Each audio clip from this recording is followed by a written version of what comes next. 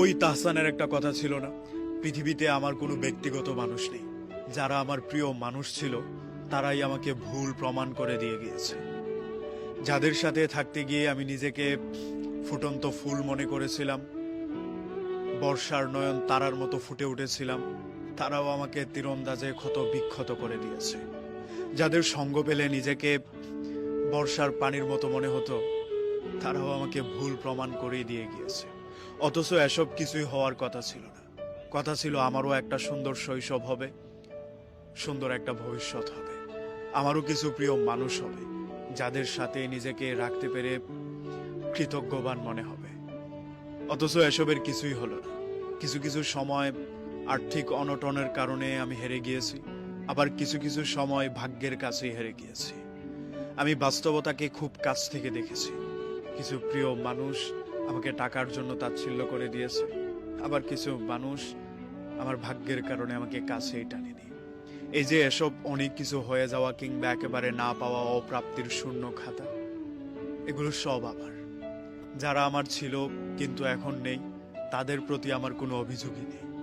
যারা আমার একেবারে হয়নি কিন্তু হওয়ার কথা ছিল, তারা দূরে কোথাও ভালো থাকুক, সেটাই আমি চাই। যদি এটুকু ভালোই না চাইতে পারি, তাহলে তো আর ভালোবাসলাম না, তাহলে তো আর ভালো বন্ধু হলাম না। আমার যেসব বন্ধু বান্ধব শুধুমাত্র অকারণে আমাকে ছেড়ে গিয়েছে, তাদের মধ্যে বেশিরভাগই ছিল টাকা সম্পত্তিওয়ালা। তাদের সাথে মিলতে পারতাম না বলেই তারা আমাকে ছেড়ে গিয়েছে। এমন অনেক মানুষ ছিল যাদেরকে আমি ভীষণ রকম পছন্দ করতাম, প্রিয়দের তালিকায় তাদের নামও লিখিয়েছিলাম। কিন্তু আফসোস, হয় আমার চেহারার কারণে কিংবা ভাগ্যের কারণে তারা আমার কাছেই থাকেনি। অথচ কত মানুষকে আমি আমার মনের ভেতরে জায়গা দিয়ে বসে আছি, তাদের সাথে ভালো থাকবো বলে আমি প্রতিজ্ঞাও করেছিলাম। ভাগ্যের দুঃসহ কারণে আমি তাদের কাউকেই আমার কাছে পাইনি। তাদের কাউকে কাছে পাইনি বলে আমি অভিযোগ করছি না কিংবা অভিমানও করছি না। তারা তাদের মতো করে ভালো থাকবে, এটাই তো আমার কাম্য।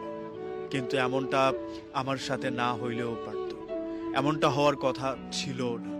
কথা ছিল বর্ষার পানির মতো স্বচ্ছ আমার একটা জীবন হবে, বর্ষার নয়ন তারার মতো আমিও ফুলের মতো ফুটব। কিন্তু কই, তার কোনোটাই আমার ভাগ্যে হইল না, তার কোনোটাই আমার ভাগ্যে জুটল না। তারা কেহই আমার নিজের মানুষ হইল।